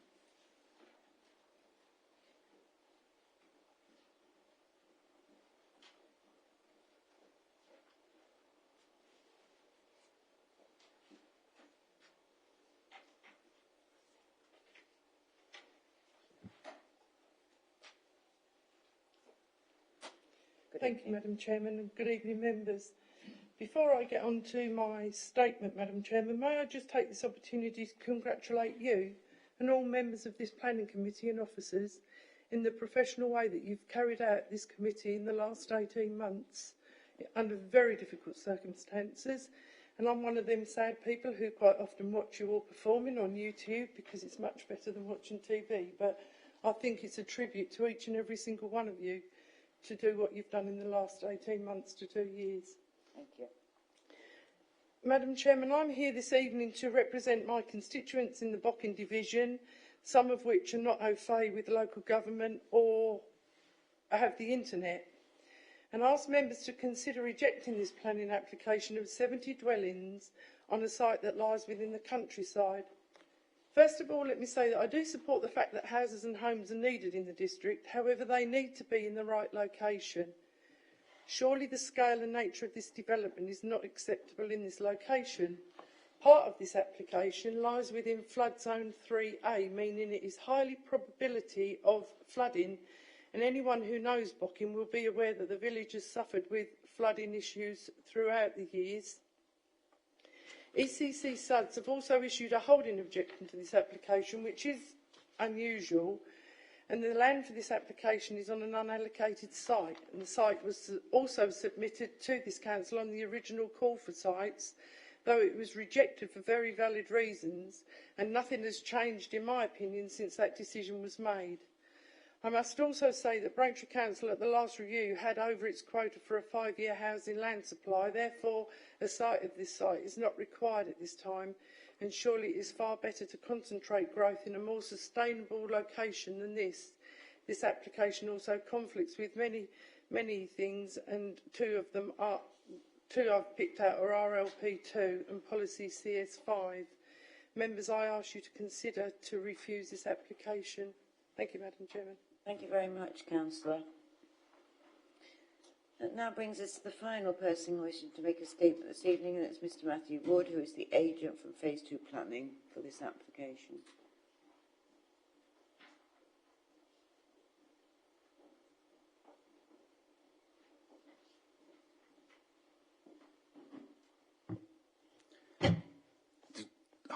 Hi, members. Good evening. Good evening. This planning application seeks up to 70 new dwellings and associated development in a highly sustainable location, and includes a commitment to deliver at least 50% of these homes as affordable housing. However, in reality, the site will deliver 100% affordable housing provision. The site is a highly sustainable one with good accessibility in line with key NPPF principles, as officers will duly note, and also acting as a logical and well-contained extension to the development boundary.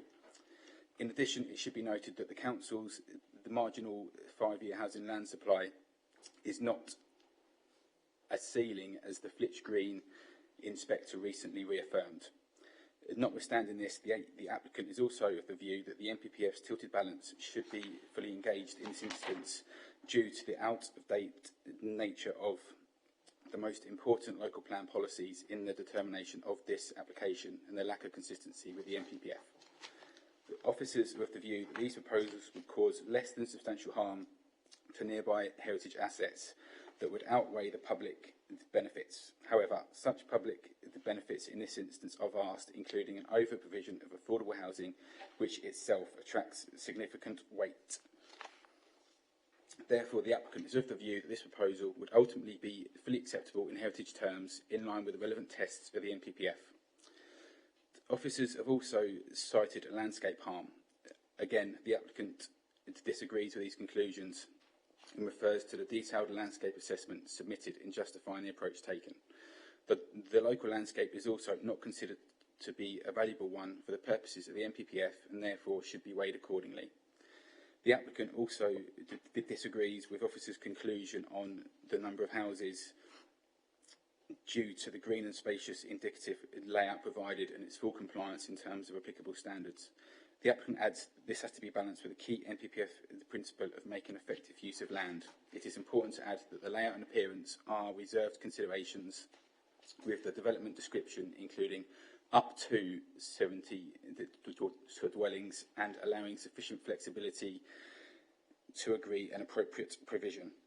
A very small proportion of the site is within flood zone 3, with the area in question relating to a soft landscape area with no part of the developable site close to this classification. As such, the applicant is of the view that this reason for a refusal is unreasonable and not fully justified. As set out within the Officers' Committee report, the proposals are acceptable in all other planning-related regards. In conclusion, these proposals represent a sustainable form of development, including a significant over-provision of much-needed affordable housing, which is further reinforced by the NPPF's tilted balance. Therefore, we kindly request that members support these proposals and grant outline planning permission accordingly. Thank you very much for your time. Thank you very much, Matthew. Members, this afternoon we received an email on the drainage and flooding issue update. I hope everybody managed to see that before I go to the presentation. If you didn't, I'll have to ask Melanie to clarify it. You have, okay, thank you. We now go to the application, and it's going. The It's going to be presented by Melanie. Thank you.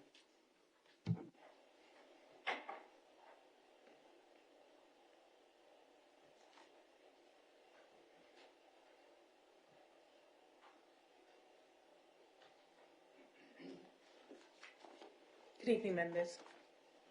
So the application before you this evening is application 21-02034 out, and it's an outline planning application with all matters reserved apart from access for up to 70 dwellings and associated development on land south of Bovington Road, Braintree, Essex. The first slide here shows the site location. So the site is marked in red. Just on the right-hand side of the screen, we can make out the existing development within Bocking. And although the writing's very small there, that's the end of Peter Taylor Avenue. And there's also the small playground, if people know the site. To the south of the site is the River Pant. To the north is Bovington Road. And then to this side here is further agricultural land. Sorry, agricultural land. The site itself is not used for agricultural purposes. Moving on to the second slide, this is the proposed highways access onto Bovington Road. So this is the only matter that is being considered, as well as the principle of the use of the site for residential purposes. So this is the only matter being considered by this application at the moment, which is the highways access. And details of that is included within the officer report within your agenda.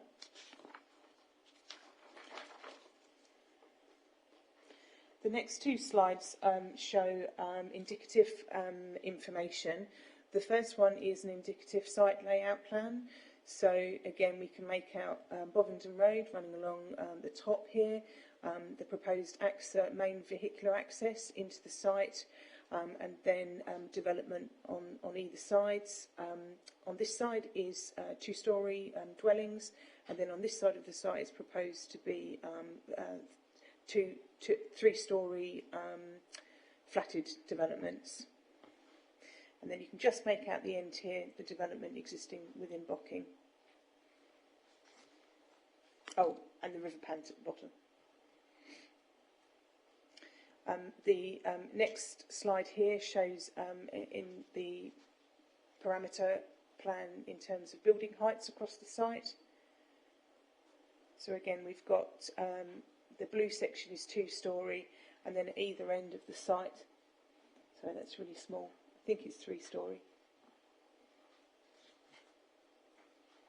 The next few slides show photographs. So this photograph is taken with Bocking Village behind me, looking along Bovington Road towards where the site is. So you can see here the land on the right-hand side is undeveloped land to the north of the application site. You can't actually make out the application site here, but this is the view that as you travel along Bovington Road. This photograph here is taken at the proposed access point. You can just make out a small apron of concrete here. So it's the existing access, which will also serve as the main vehicular access point into the site. And then this is looking back towards Bocking Village. And you can just make out through here, the hedgerow, some of the roof lines of existing buildings within the village of Bocking. This is standing at the same point, but looking in the opposite direction. So again, looking west along Bovington Road out towards the open countryside. The next photographs are taken within the site. So I'm standing in a fairly central position here, looking out towards Bovington Road. You can just make out my car in the distance, and this is the proposed access point. You can just make out Bovington Road there. And then where the land beyond Bovington Road, the other side of Bovington Road, where it slopes up.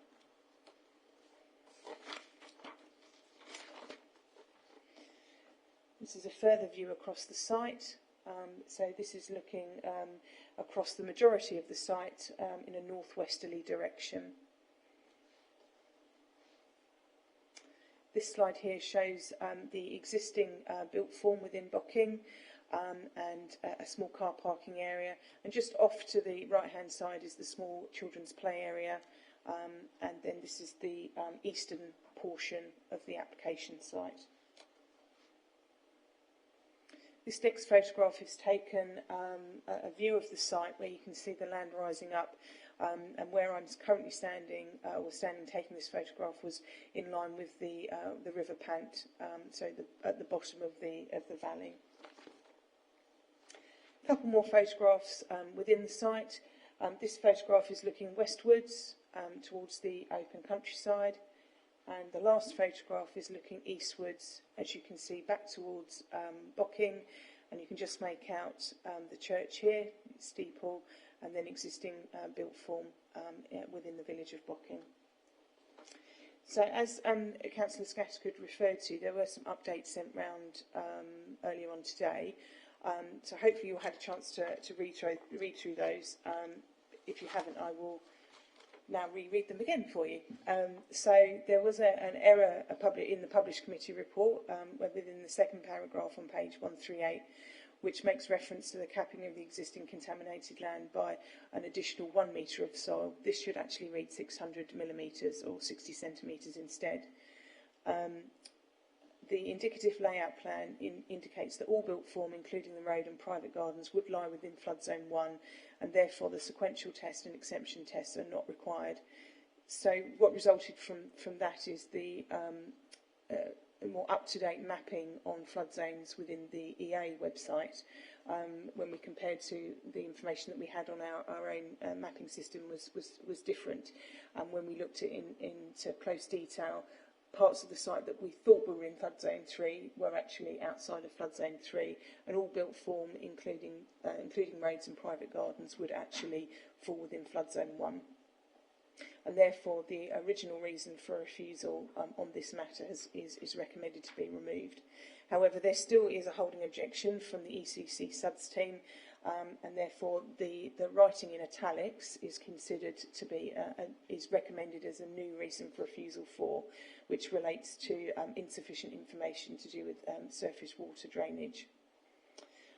So in terms of any changes to the planning balance and the conclusion, given the above updates and the flood risk paragraph within the planning balance and conclusion section of the report, this is no longer applicable. However, and notwithstanding the above updates, officers have reconsidered the planning balance and maintained the recommendation of refusal as set out within the published committee report and amended within the update report sent to you this afternoon.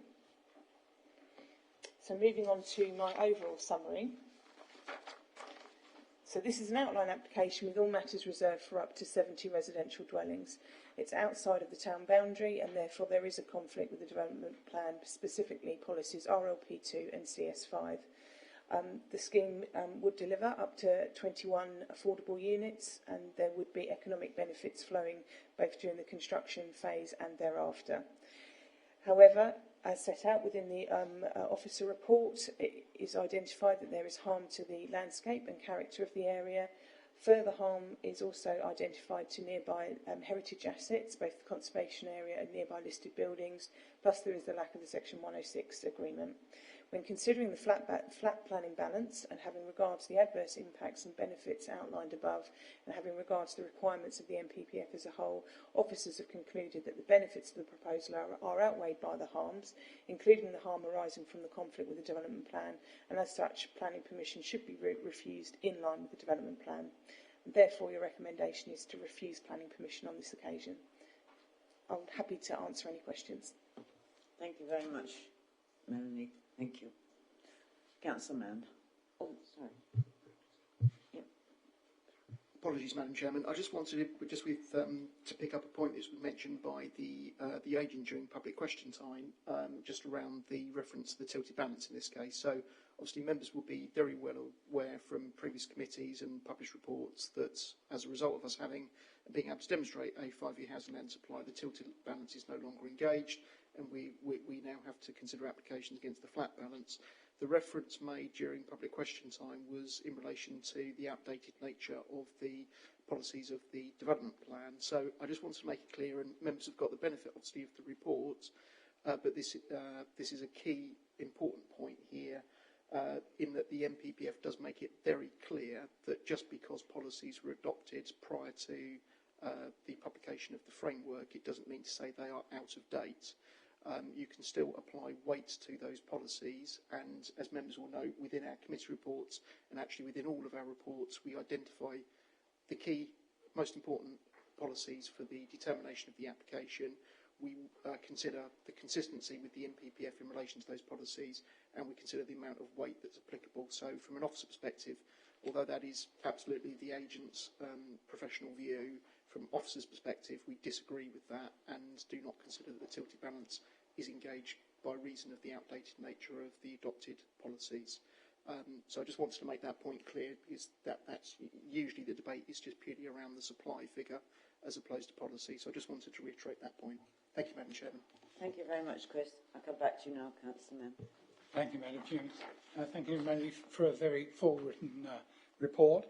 This is another speculative development. It's outside both existing and proposed development boundaries, and it is therefore in the countryside, firmly rejected for inclusion in the local plan by the local plan panel in 2016 for a number of reasons, including development would be an unnatural extension out of Bocking along Boverton Road, which would intrude into the countryside, and I think that's in a nutshell. In January 2020, we had an outline application for up to 86 dwellings on the planning committee agenda on the site, with a recommendation of refusal from officers on 5 counts. It was pulled by the applicant at the 11th hour. I think that the officer's recommendation on that occasion was a correct conclusion on the basis of the evidence presented then.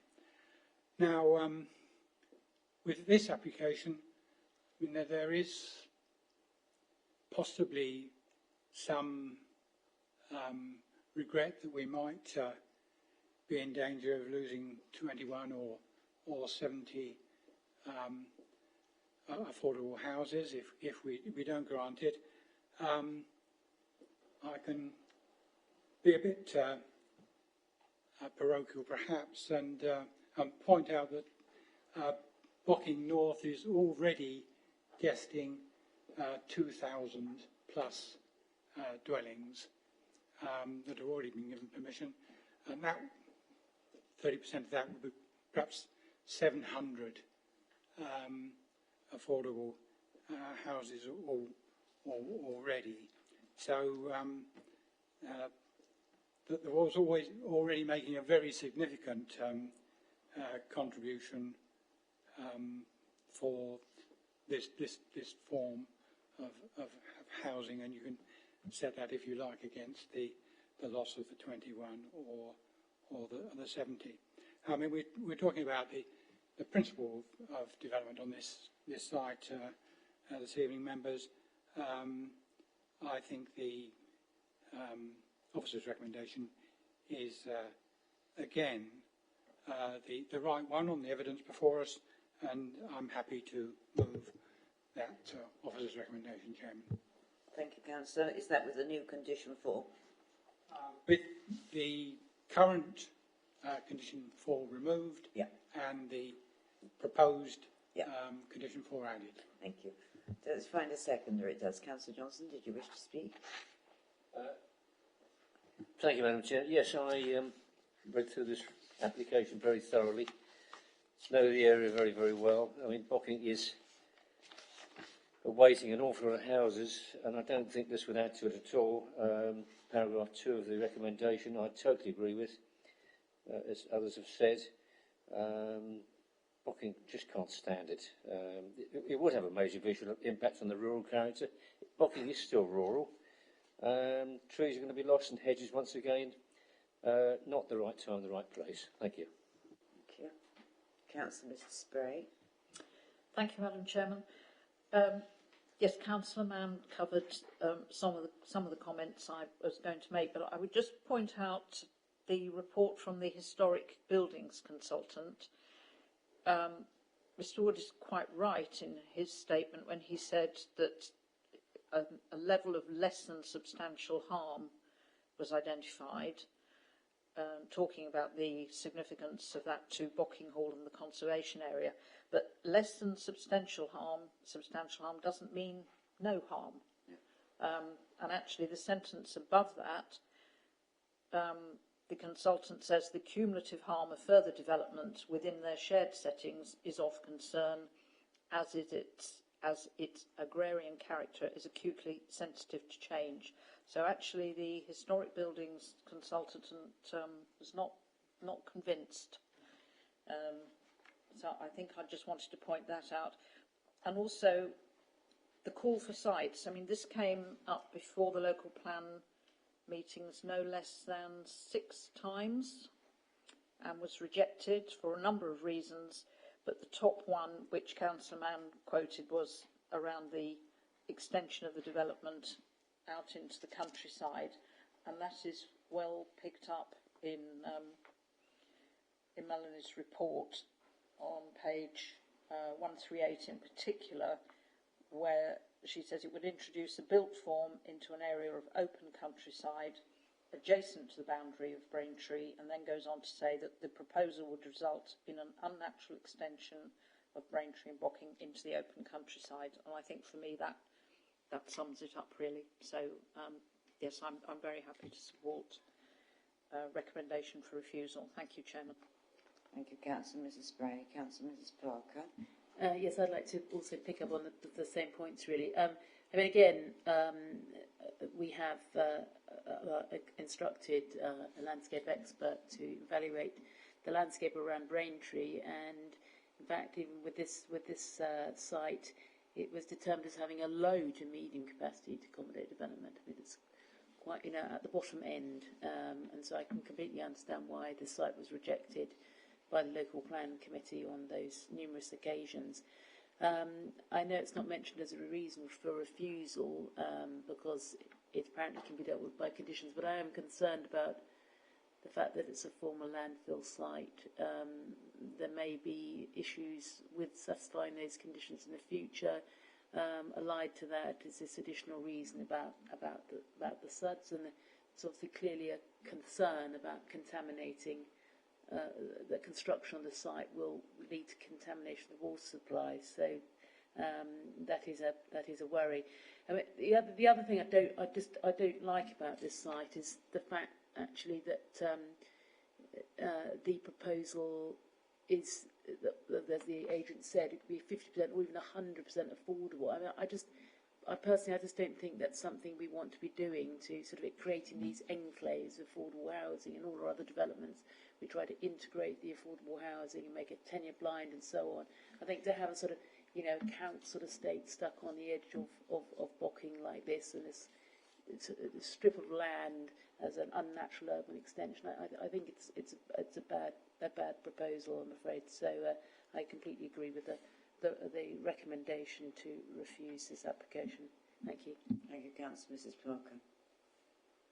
Well, members, it has been moved and seconded that we refuse this application. It's moved by Councillor Mann and seconded by Councillor Johnson. All those in favour of refusal?